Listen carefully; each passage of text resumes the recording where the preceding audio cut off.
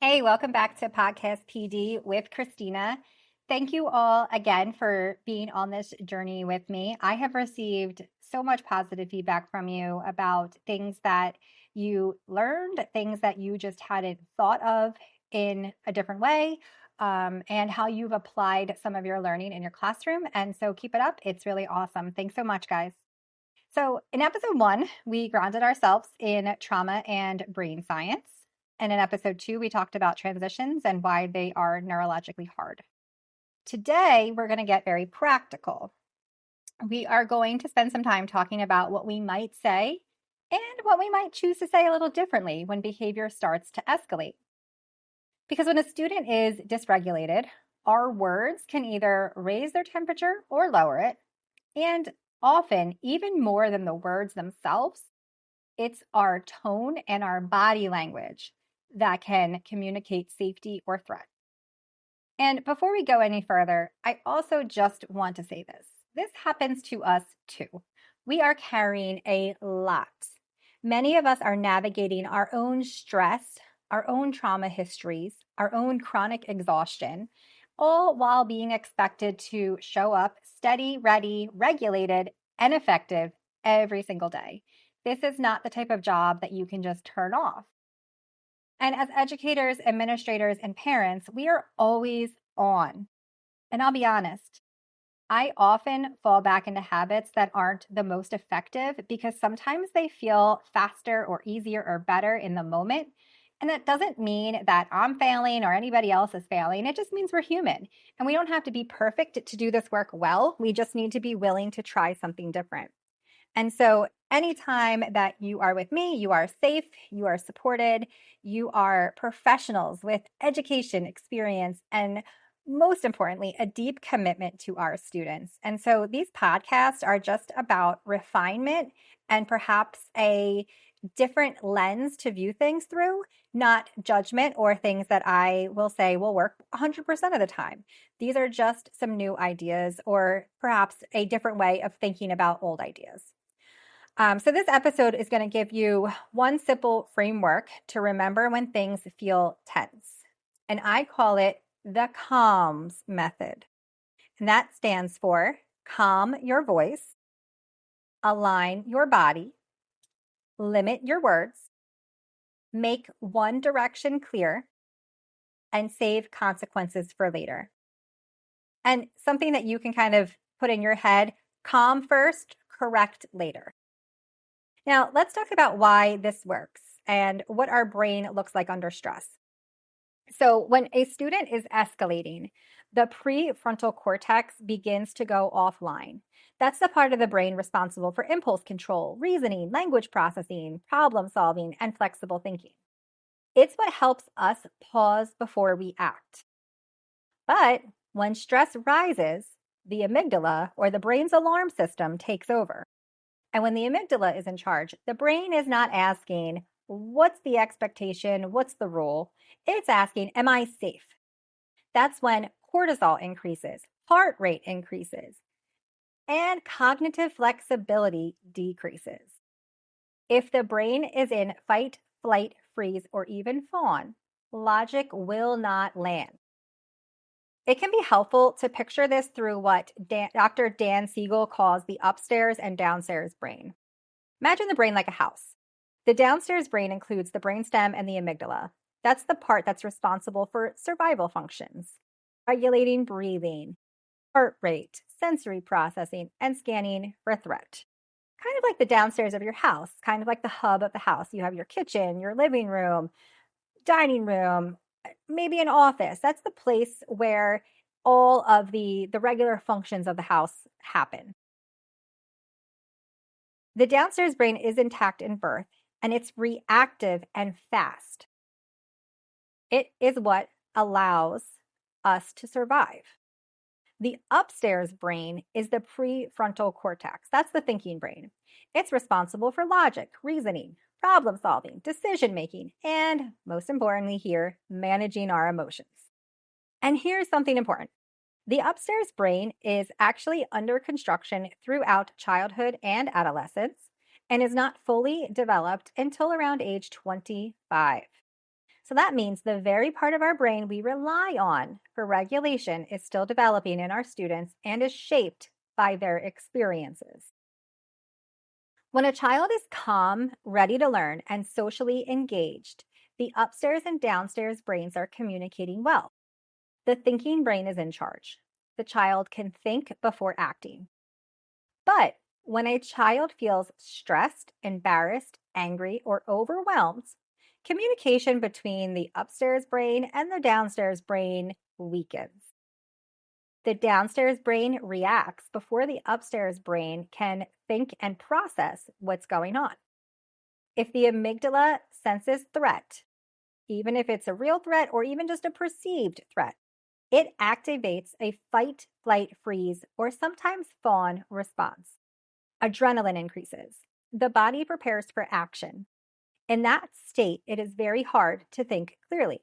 It can feel scary and out of control for a child, and that is often what we are seeing during meltdowns or escalations. In those moments, it becomes our role as educators to help reestablish communication between the upstairs and downstairs brain. We're not trying to win an argument. We're not trying to determine who is right or who is wrong. We are simply trying to help a nervous system feel safe enough to think again. And that's why calms as a strategy matters. It's not just a behavior strategy, it's a brain-based response to stress. So let's walk through the calms step by step and connect it directly to brain science.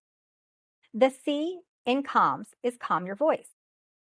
Tone is processed faster than words. The amygdala scans pitch, pace, and intensity before it processes the actual language. So if your voice sharpens, speeds up, grows louder, the nervous system hears a threat, even if your words are neutral. So instead of, "Excuse me, you will sit down right now," try lowering your volume and slowing your pace. "I can see you're frustrated. Let's take a seat." Or, "You're not ready yet. I will give you 1 minute." When your voice lowers, you send a cue of safety. That cue begins to reduce the amygdala activation and allows the prefrontal cortex to slowly re-engage. You cannot out-logic an activated brain, but you can out-calm it. The A in calm stands for align your body. Your posture communicates power or partnership. Crossed arms, pointing, pacing, hovering over a seated student. Those signals increase perceived dominance. When a student already feels out of control, dominance increases fight response. So instead, lower your body down to eye level. Uncross your arms. Slow your gestures. And stand at an angle rather than directly squared off. That's the supported stance that we learn about through our CPI training. Slow movement signals safety. Fast and abrupt movements signal danger. The nervous system mirrors what it sees. So when your body is calm, theirs has a model to follow. The L in calm stands for limit your words. When stress rises, language processing decreases. Long explanations, lectures, or repeated directives overload working memory. So instead of, "We've talked about this, you know better, this is the 3rd time today, and now we're going to have to go home," try, "Let's reset this." Or just start with your name.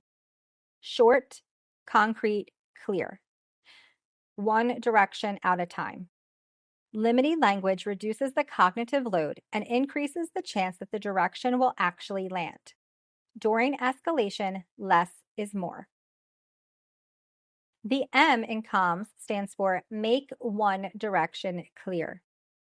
An overwhelmed brain cannot process multiple steps. So instead of, pick up your pencil, turn to page 42, write your name at the top, get started. Try one simple direction. Open your book. Pause. Once that happens, give the next step. One direction at a time protects executive functioning and reduces overwhelm. Clarity reduces anxiety.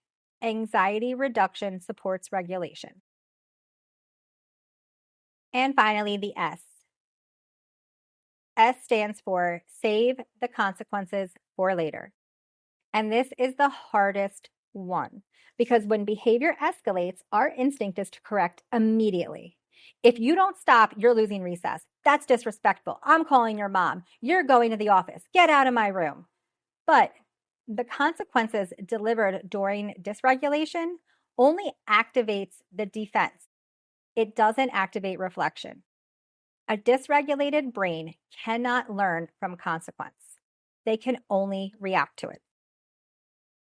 Save correction for when breathing slows and posture softens. Then say, what happened from your perspective? Pause. Then ask, what could we try next time? Pause. We still need to complete the work. How can we do that now?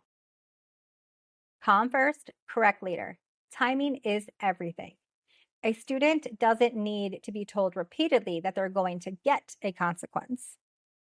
They know that they're in trouble. Our first goal is to help them calm their nervous system. All right, so let's look at some scenarios and some things that you could say or do during these scenarios. So a student says to you, I'm not doing it. Leave me alone. An escalated response could be, you don't talk to me like that. If you don't get started on your work right now, you're losing recess. The brain impact. Public correction increases social threat. Threat increases cortisol.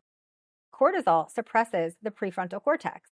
The student shifts deeper into fight mode. Now you get louder refusal or escalation. When we apply the calms response, you calm your voice. I can see you're not ready yet. Align your body, lower yourself slightly, and slow your movements when talking to the student. Limit your words. We'll start together. Make one direction clear. Pick up your pencil. And when they do it, praise what they're doing. Great, you picked up your pencil. Now write your name. Awesome, you wrote your name. And if a consequence is necessary, save the consequence for later. After the child is regulated, then address the expectations. And notice what may have changed in that interaction. The goal is not to win the moment. The goal was to lower the threat. We lowered the threat from the student. We were able to de-escalate them quickly and move them on to their next assignment without a power struggle. Now, let's think about the student who is maybe shutting down in class.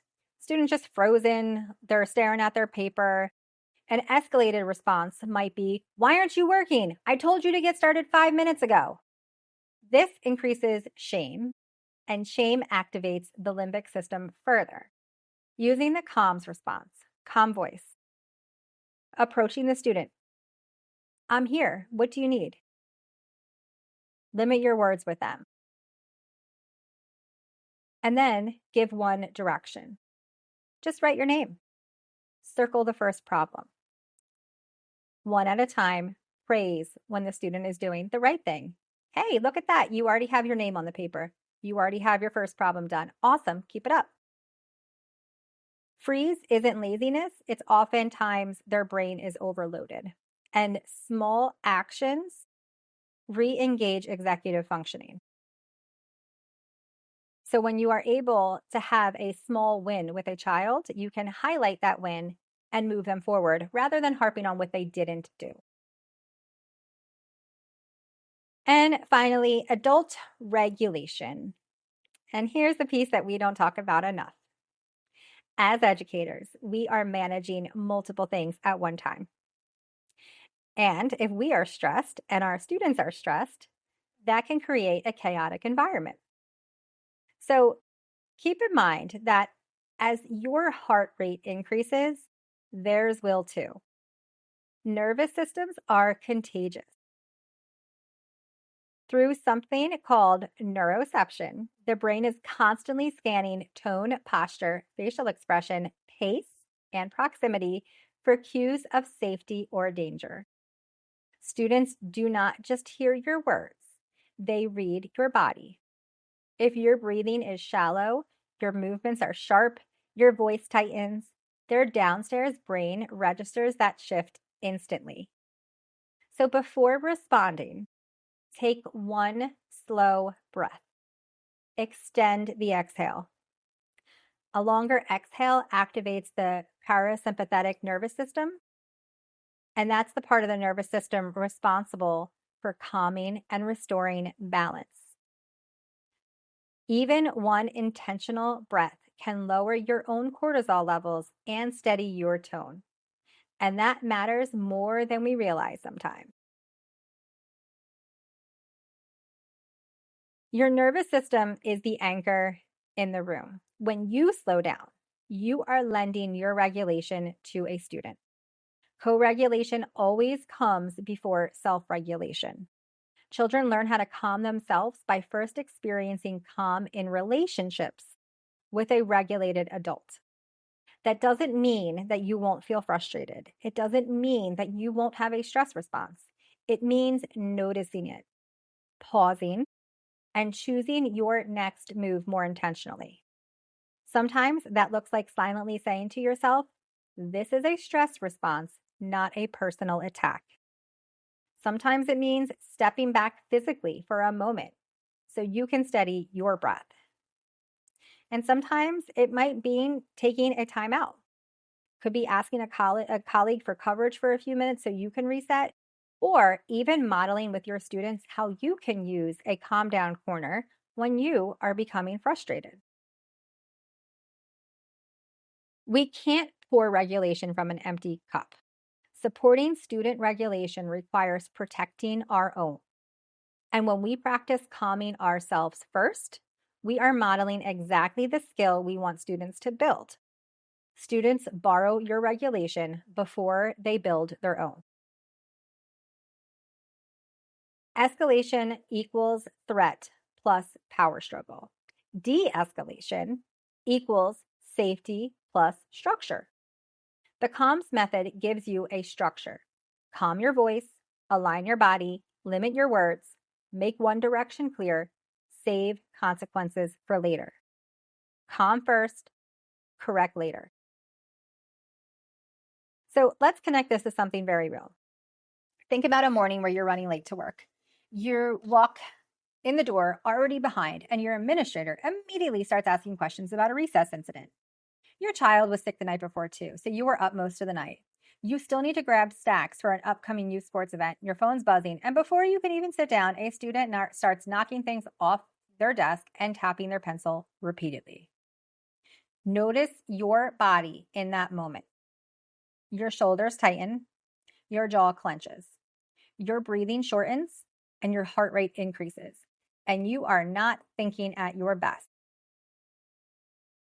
Now, imagine walking into a professional development session without an agenda. You don't know what's coming. You sit down, and suddenly everyone stops talking, looks at you, and immediately says, go ahead and start internalizing lesson 6. How does your body feel? Probably not calm, probably not collaborative, and probably not flexible. That's because your downstairs brain is activating or already activated in those situations. Even as adults with fully developed prefrontal cortexes, stress narrows our thinking. We become more reactive, less patient, less flexible, more likely to snap, not because we're unprofessional, but because we're human. Now, imagine being 6 years old or 8 with a prefrontal cortex that is still under construction, with fewer coping strategies, less sleep, with less power and control over your environment. When we frame behavior through that lens, it doesn't excuse it, but it explains it. And just like we struggle to regulate when we're feeling overwhelmed, students struggle to regulate when their nervous systems are overloaded. The difference is we have more life experience, more language, and more autonomy. So when a student starts tapping their pencil or knocking things over, and your body is already tight from the morning and the stresses that you've experienced, it makes sense that your tone might sharpen. That's your stress response. And that is why adult regulation matters so much. If we can notice our own activation, even for a second, and take one slow breath, we interrupt the cycle. We prevent two dysregulated nervous systems from escalating each other. Because escalation is rarely one nervous system, it's two. When we calm first, we lower the temperature in the room. When we align our body and limit our words, we protect our own executive functioning as much as the students. We're not robots. We are professionals carrying a lot. And sometimes our downstairs brain gets loud. The goal is not perfection, it's awareness. When we recognize our own stress response, we're able to better choose a response instead of react automatically. And that's powerful. De-escalation is not about being permissive. It's about being neurologically effective. You're not lowering expectations, you're increasing access. And when access increases, learning follows. Pick one part of comms this week. Maybe just calm your voice or limit your words. Small shifts can change the nervous system.